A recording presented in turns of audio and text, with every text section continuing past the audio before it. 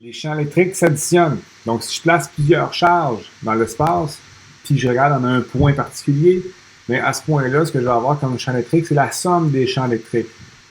Par exemple, ce que je peux prendre là, comme exemple, c'est l'exemple du dipôle. Donc, un dipôle électrique, qu'est-ce que c'est? C'est deux charges de même grandeur, mais de signes opposés, qui sont séparées par une distance d. Et puis, on définit d en partant de la charge négative à la charge positive par convention. Là, si je me situe un petit peu dans l'espace, ce que je peux faire, c'est au centre, donc à mi-chemin entre les deux charges, je pourrais tracer, disons, l'axe des X, puis j'aurai l'axe des Y, qui est l'axe vertical ici. Donc, ce qui pourrait être intéressant, c'est d'aller voir en un point quelconque sur l'axe des X. Donc, ici, par exemple, le point P, on pourrait être intéressant à savoir la grandeur du champ électrique à cet endroit-là. Donc, on sait que chacune de ces charges génère un champ électrique qui remplit tout l'espace. Moi, si ce qui m'intéresse, c'est le point P, bien, je vais aller voir strictement un point P. Donc, comme je disais tantôt, les champs s'additionnent. Donc, si je m'intéresse au champ électrique total au point P, donc premièrement, la charge plus Q va générer un champ électrique dans la direction extérieure. Donc, ce que je peux faire pour bien m'orienter, ce que je peux commencer, c'est juste déterminer par des pointillés l'orientation qui est radiale. Puis ce que je vais faire, c'est aller tracer le champ électrique. Je vais l'appeler E+, disons. Et je vais avoir la charge moins Q, qui, elle aussi, va faire un champ électrique radial, mais qui va pointer vers la charge. Donc, je vais faire la même chose, des petits pointillés pour bien m'orienter. Puis, je vais aller dessiner mon champ électrique en m'assurant qu'il pointe bien vers l'intérieur de la charge. Okay? Donc, chacune des charges génère un champ électrique. Et puis, ce que je veux savoir, moi, en fait, c'est le champ total au point P.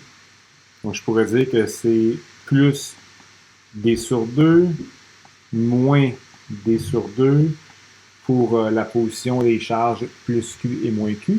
Puis, je pourrais être à une position X de l'origine. Donc, sachant ça, si X est connu, si D est connu, ben, je pourrais déduire la valeur du champ électrique.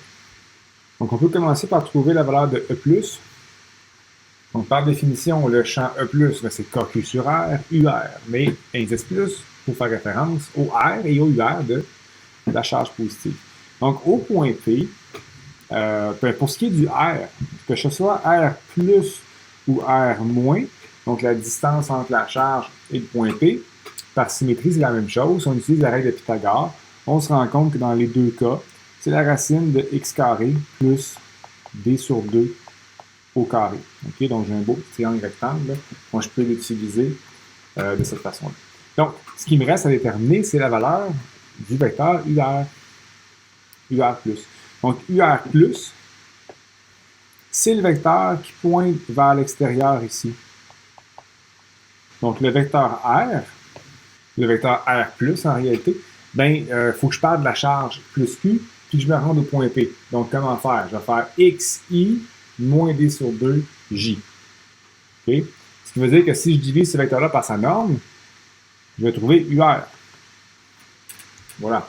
Donc, si je prends ce vecteur-là, puis je le mets dans l'équation du haut, ben, je vais retrouver le vecteur E+.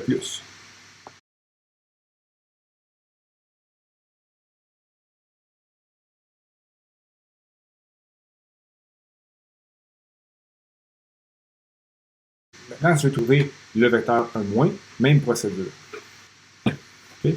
Alors, ce que je fais, c'est, encore une fois, j'ai KQ sur R carré. J'ai mis un moins parce que c'est moins Q. Donc, je vais avoir le signe négatif qui apparaît comme ça. Et puis, je mets des indices moins parce qu'évidemment, c'est relatif à la charge moins Q. Donc, qu'est-ce qui change là-dedans? En fait, il faut que je trouve encore une fois UR- et R-. Donc, je sais que R- c'est même chose, c'est la racine carrée de x carré plus t sur 2 au carré. Okay. Maintenant, mon vecteur UR-, ben, c'est le vecteur qui est orienté dans cette direction-là. Donc, qu'est-ce que je vais faire? C'est le même principe. Je vais prendre R-, le vecteur R-, je vais le diviser par sa norme. Donc, Mon vecteur R-, qu'est-ce que c'est? Il faut que je parte de la charge moins Q, puis je me rende au point P. Donc, c'est quoi? C'est XI plus D sur 2J. Tout ça divisé par la norme du vecteur. Donc, je retrouve cette expression-là.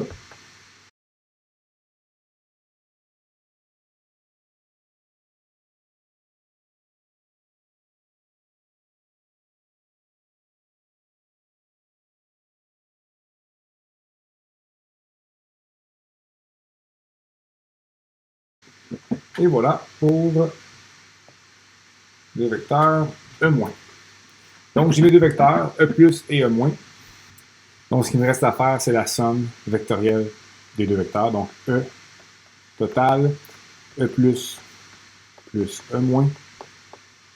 Et là, ce qu'on fait, si on additionne nos deux vecteurs, on remarque que, en fait, le numérateur ici, KQ, c'est identique. Le dénominateur est le même. Je peux le mettre en évidence. Ce qui fait qu'à la fin, ce qui va me rester. Donc, je mets en évidence tout ce que je peux mettre en évidence. Puis ce qui me reste, c'est les composantes vectorielles des deux vecteurs. Puis on remarque tout de suite que les composantes en X s'annulent. Puis ce qui me reste, c'est quoi qui est en J seulement. Alors, on retrouve ici le champ total qui est vers le bas complètement. Donc, les composantes en X sont annulées parce que les deux charges ont la même grandeur. Donc, les vecteurs E plus et E moins ont la même grandeur, orientation contraire en X. Donc, ce qui me reste, c'est la somme des composantes en Y. Donc, j'ai un vecteur E qui est vers le bas ici. Dans un dipôle comme ça, en fait, ce qui définit le dipôle, c'est le moment dipolaire électrique. Donc, ça dépend de la grandeur des charges. Donc, ici, j'ai plus Q et moins Q. Donc, plus la charge est grande, plus le moment dipolaire va être grand. Puis aussi la distance entre les charges qui est importante. Donc, le moment dipolaire électrique, qu'on nomme P, c'est le produit Q, donc la magnitude d'une des charges, fois D, le vecteur D qui part de la charge négative à la charge positive. Okay? Donc ça, par définition, c'est le moment dipolaire électrique. Ce qui fait qu'une autre façon d'écrire l'équation pour le dipôle, c'est que si on change QD par P, on remarque en fait en plus que le vecteur D il est en J. Donc QDJ ici, ça vaut carrément P. Donc on peut écrire ça comme moins KP sur le dénominateur à la fois demi.